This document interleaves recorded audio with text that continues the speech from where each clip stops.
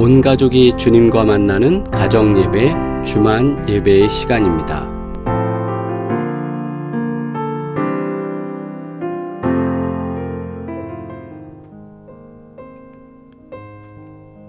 이 시간 함께 기도드리겠습니다. 말씀을 지켜 행하기로, 거룩한 삶을 살기로, 그리고 그리스도의 몸인 교회를 사랑하고 섬기기로 결단하는 성도가 되기 위해서 우리 시간 함께 기도드리겠습니다. 함께 3분간 기도드립니다.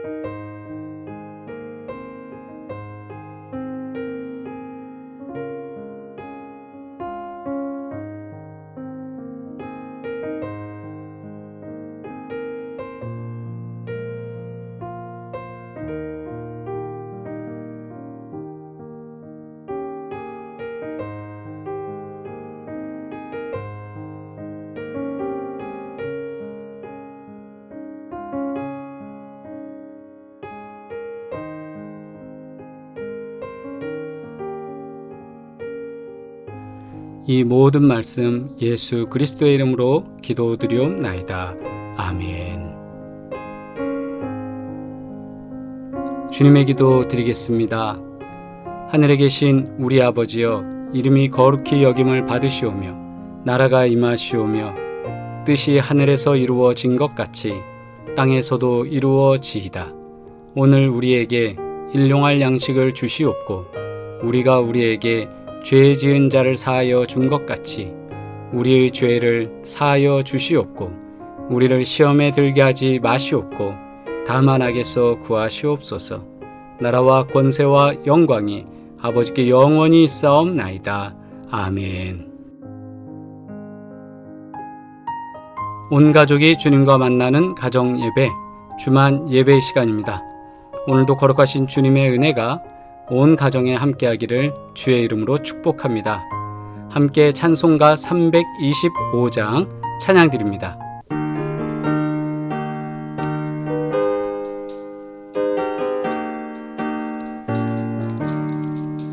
예수가 함께 계시니 시험이 오나 겁없네. 기쁨의 근원 되시니 예수를 위해 삽시다. 날마다 주를 섬기며 언제나 주를 기리고 그 사랑 안에 살면서 딴 길로 가지 맙시다. 이 세상 사는 동안에 주 이름 전파하면서 무한한 복락 주시는 예수를 위해 삽시다. 날마다 주를 섬기며 언제나 주를 기리고 그 사랑 안에 살면서 딴 길로 가지 맙시다. 이 세상 친구 없어도 예수는 나의 친구니 불의한 일을 버리고 예수를 위해 삽시다. 날마다 주를 섬기며 언제나 주를 기리고 그 사랑 안에 살면서 딴 길로 가지 맙시다. 주께서 심판하실 때 잘했다 칭찬하리니 이러한 상급 받도록 예수를 위해 삽시다. 날마다 주를 섬기며 언제나 주를 기리고 그 사랑 안에 살면서 딴 길로 가지 맙시다. 아멘. 하나님의 말씀 봉독합니다. 느헤미야 10장 28절로 39절 말씀 함께 합독합니다. 그 남은 백성과 제사장들과 레위 사람들과 문지기들과 노래하는 자들과 느디님 사람들과 및 이방 사람과 절교하고 하나님의 율법을 준행하는 모든 자와 그들의 아내와 그들의 자녀들 곧 지식과 총명이 있는 자들은 다 그들의 형제 귀족들을 따라 저주로 맹세하기를 우리가 하나님의 종 모세를 통하여 주신 하나님의 율법을 따라 우리 주 여호와의 모든 계명과 규례와 율례를 지켜 행하여 우리의 딸들을 이 땅 백성에게 주지 아니하고 우리의 아들들을 위하여 그들의 딸들을 데려오지 아니하며 혹시 이 땅 백성이 안식일에 물품이나 온갖 곡물을 가져다가 팔려고 할지라도 우리가 안식일이나 성일에는 그들에게서 사지 않겠고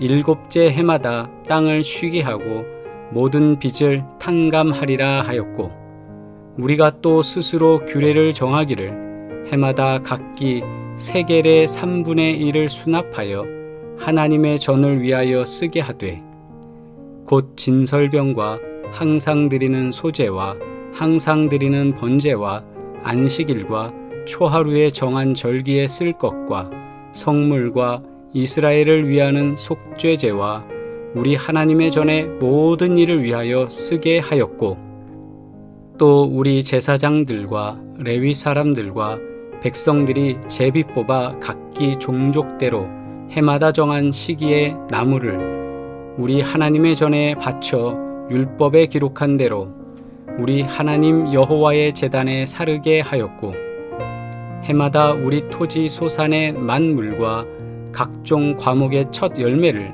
여호와의 전에 드리기로 하였고 또 우리의 맏 아들들과 가축의 처음 난 것과 소와 양의 처음 난 것을 율법에 기록된 대로 우리 하나님의 전으로 가져다가 우리 하나님 전에서 섬기는 제사장들에게 주고 또 처음 익은 밀의 가루와 거제물과 각종 과목의 열매와 새 포도주와 기름을 제사장들에게로 가져다가 우리 하나님의 전에 여러 방에 두고 또 우리 산물의 11조를 레위 사람들에게 주리라 하였나니 이 레위 사람들은 우리의 모든 성읍에서 산물의 11조를 받는 자임이며 레위 사람들이 11조를 받을 때에는 아론의 자손 제사장 한 사람이 함께 있을 것이요 레위 사람들은 그 11조의 10분의 1을 가져다가 우리 하나님의 전 곳간에 여러 방에 두되 곧 이스라엘 자손과 레위 자손이 거제로 드린 곡식과 새 포도주와 기름을 가져다가 성소에 그릇들을 두는 골방 곧 섬기는 제사장들과 문지기들과 노래하는 자들이 있는 골방에 둘 것이라. 그리하여 우리가 우리 하나님의 전을 버려두지 아니하리라. 아멘.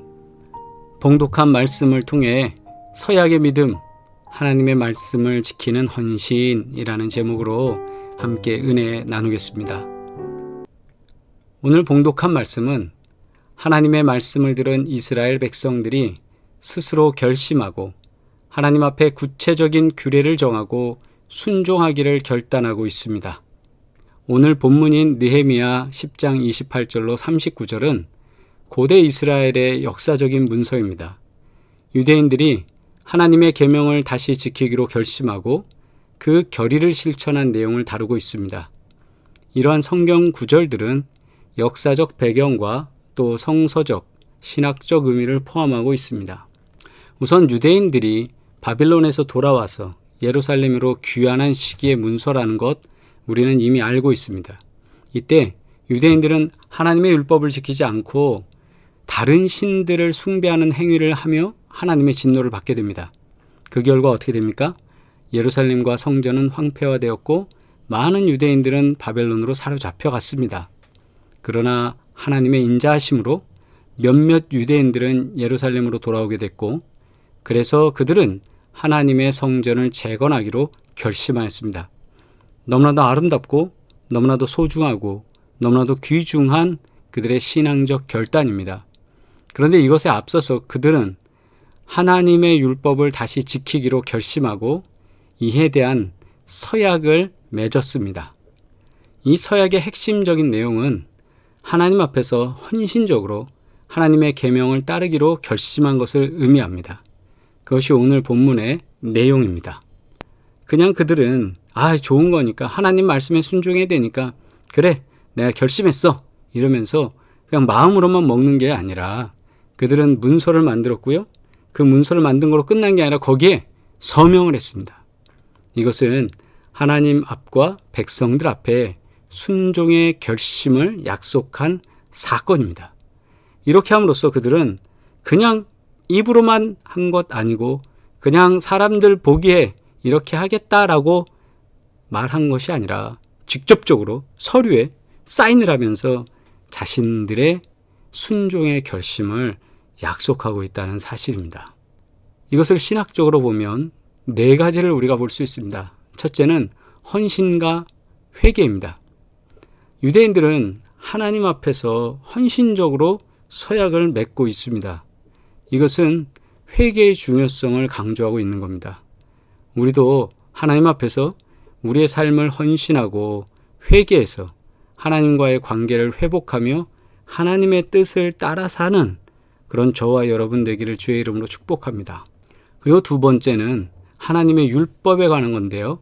하나님의 율법을 다시 지키기로 한 유대인들은 그냥 대충 하겠습니다 라고 한 게 아니라 우리에게 올바른 삶의 지침을 제공하며 하나님과의 관계를 향상시키는 도구라는 것을 깨닫고 하나님의 율법을 소중하게 여기는 그런 마음을 갖게 됩니다. 그리고 여기에는 하나님의 축복이 있습니다. 이 축복은 하나님의 축복을 기다리는 것으로 강조되는데 그것은 결과적 상황에서 나타난다는 거죠. 그들은 하나님의 축복을 받기 위해서 하나님의 말씀을 잘 지켰습니다. 우리도 하나님의 축복을 기다리면서 믿음을 지키고 그 뜻에 따라 순종하는 저와 여러분 되기를 바랍니다. 끝으로 4번째는 커뮤니티와 헌신, 즉 교회와 헌신입니다. 성전 이러면서 계속 나오는데요. 유대인들이 단체로 서약을 맺은 것이 여기에 나타나고 있습니다. 우리도 교회와 커뮤니티에서, 교회와 교회 공동체에서 하나님을 따르고 서로를 격려하며 헌신하겠습니다 라는 것, 그거를 우리가 1년에 한 번씩 헌신 예배나 어떤 기타 여러 가지 행사 속에서 그것을 우리가 고백하지 않습니까? 그래서 우리는 하나님을 따르겠습니다 라고 날마다 그렇게 고백하는 삶이 되길 바랍니다. 오늘 본문 말씀, 하나님과의 관계를 복원하고 하나님의 뜻대로 순종하면서 헌신하는 것의 중요성을 강조하는 중요한 성서의 본문입니다. 이것은 우리의 믿음과 삶에 있어서 큰 도전과 교훈을 줍니다. 하나님의 축복과 헌신을 통한 변화된 삶을 실현할 수 있는 기회를 오늘 성경은 우리들에게 제시하고 있습니다. 말씀을 통해 하나님의 말씀을 지키는 헌신, 즉 서약을 하는 믿음의 가치를 살펴보는 시간으로 오늘 본문 말씀을 나누고자 합니다. 첫째, 하나님의 말씀을 지키는 결의가 필요합니다. 28절부터 보면 그 남은 백성과 제사장들과 레위 사람들과 문지기들과 노래하는 자들과 느디님 사람들과 및 이방 사람과 절교하고 하나님의 율법을 준행하는 모든 자와 그들의 아내와 그들의 자녀들 곧 지식과 총명이 있는 자들은 아멘. 29절 다 그들의 형제 귀족들을 따라 저주로 맹세하기를 우리가 하나님의 종 모세를 통하여 주신 하나님의 율법을 따라 우리 주 여호와의 모든 계명과 규례와 율례를 지켜 행하여 우리의 딸들을 이 땅 백성에게 주지 아니하고 우리의 아들들을 위하여 그들의 딸들을 데려오지 아니하며 아멘. 느헤미야 10장 28절로 29절 이 짧은 본문 속에서는 유대인들이 하나님의 말씀을 지키기로 결심한 내용을 구체적으로 다루고 있습니다. 이 시대의 상황은 유대인들이 다른 신들을 숭배하고 하나님의 계명을 무시하는 문화에 좀 쌓여 있었거든요. 그런데 그것을 돌이켜서 율법을 지키겠다는 대전제와 함께 신앙적 요소로만 해서 신앙적으로만 잘하겠습니다 라고 하는 것이 아니라 그걸 뛰어넘었습니다. 그건 뭐냐면 유행인 혼례 관습을 변혁하는 데까지 이룰 겁니다. 어떤 겁니까? 이방 사람들과 결혼하던 문화를 완전히 변화시키는 겁니다. 우리가 오늘날도 믿음의 생활을 하면서 우리가 의지적으로는 또 인식적으로는 변화되는 게 쉽습니다. 그러나 우리가 생활하던 문화 속에서 변화라는 건 쉽지 않습니다. 그런데 당시에 유대인들은 이 변화를 시도했고 변화를 완성했습니다. 오늘은 느헤미야의 글에서 우리가 어떻게 하나님의 말씀을 다시 지키기로 결심하는지 그 모습을 배우기를 바랍니다. 시대적 배경을 이해하기 위해서 주전 5세기 전반의 유대 역사를 살펴볼 필요가 있습니다. 그때 당시 유대인들은 하나님의 말씀을 무시하고 다른 신들을 숭배하는 행위를 저지르고 있었어요. 그 결과 유다와 예루살렘은 폐허가 됐고요. 많은 유대인들이 바벨론으로 사로잡혀갔습니다. 그렇죠? 그러나 하나님의 인자하심으로 인해 어떻게 됐습니까? 유대인들이 돌아와서 하나님의 성전을 재건하게 됐잖아요. 그리고 이제 다시 하나님의 말씀을 지키기로 다짐하는 게 지금 첫 번째 문단에 나오는 말씀입니다. 그러나 이것은 오늘날 우리에게도 큰 도전을 전달하고 있는 것은 사실입니다. 우리는 하나님의 말씀을 어떻게 대하는지, 어떤 선택을 하는지에 따라서 삶의 방향이 결정되기 마련입니다. 그래서 내가 어떤 방향으로 살기를 원한다라고 하면 그 방향으로 가면서 살게 되잖아요. 하나님의 말씀은 우리에게 영적인 지침서이며 우리의 삶을 변화시키는 데 필요한 지혜와 힘을 줍니다. 그래서 이 말씀을 통해서 우리에게 새로운 결의와 다짐을 하라고 하는 말씀인 거죠.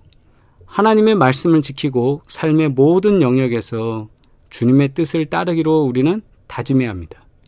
우리가 하나님의 말씀을 존중하고 순종하는 삶을 살아갈 때에 하나님의 인도와 축복을 경험할 것이라는 건 우리는 자명하게 알고 있습니다.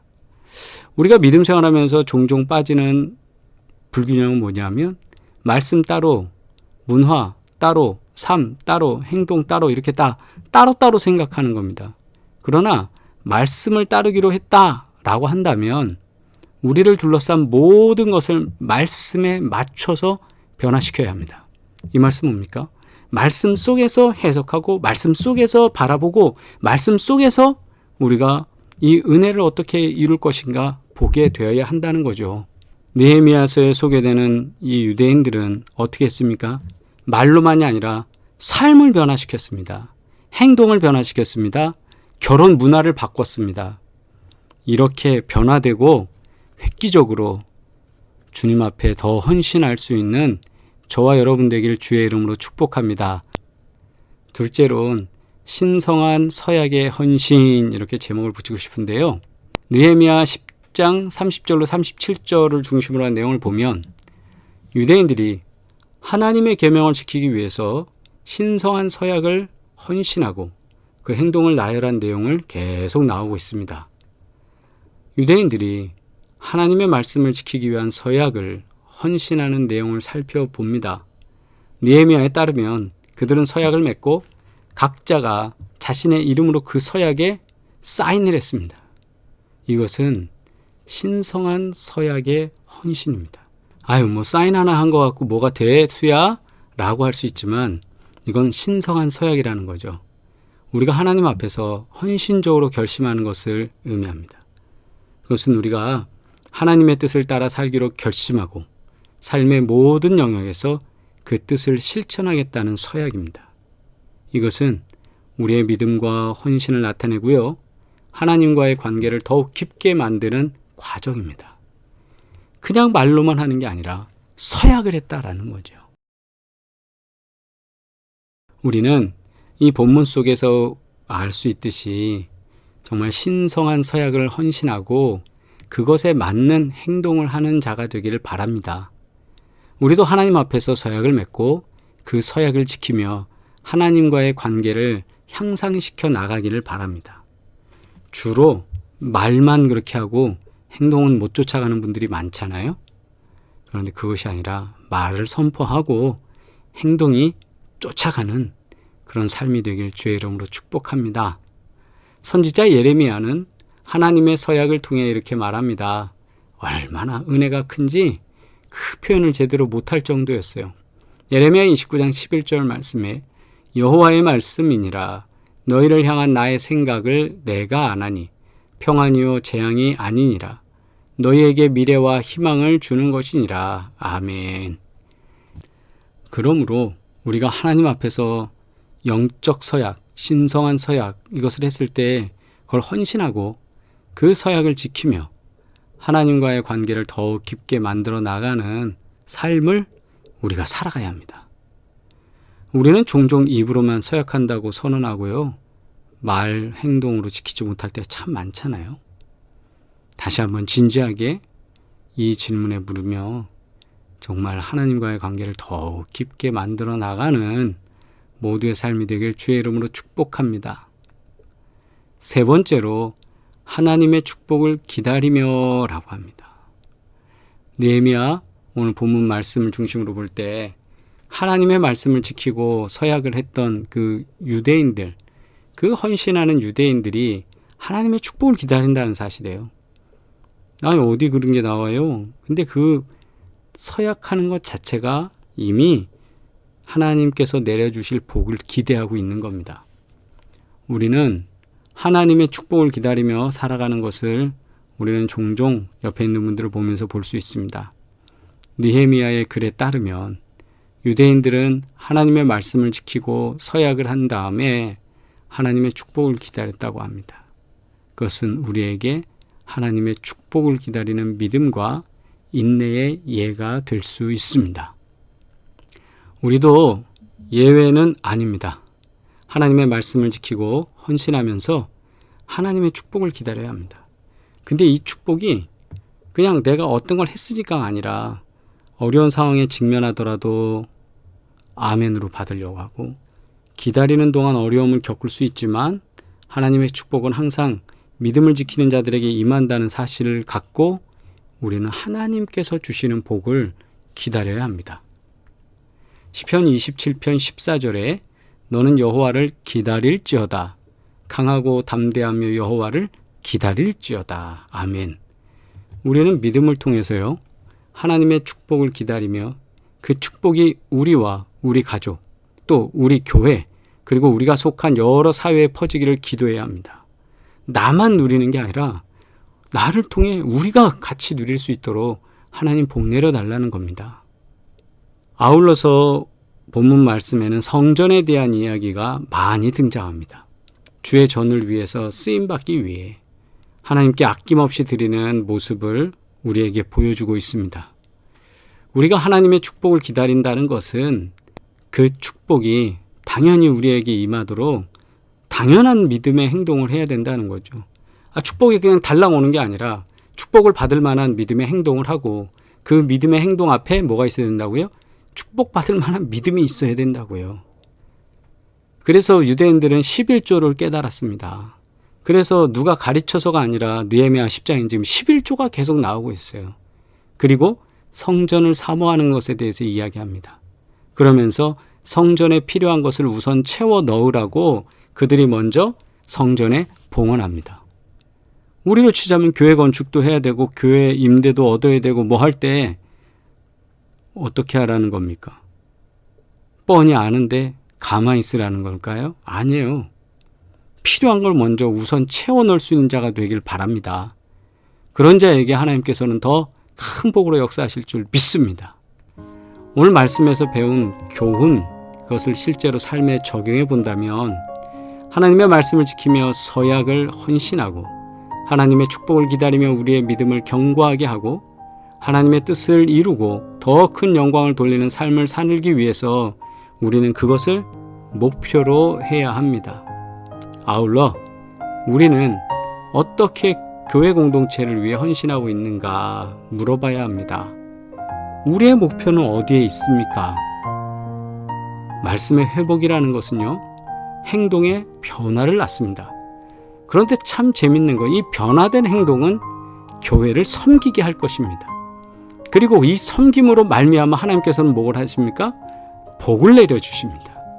그러면 이 복을 내려주시는 결과를 볼 때 어디부터 시작되는 겁니까? 말씀의 회복, 행동의 변화, 변화된 행동은 교회를 섬기게 되고 그 섬김이 다시 그에게 복을 내려준다는 사실이에요. 할렐루야! 보통 사람들이 섬김으로 복받는 것까지는 어느 정도 합니다. 그러나 어떤 거에서 잘못해요?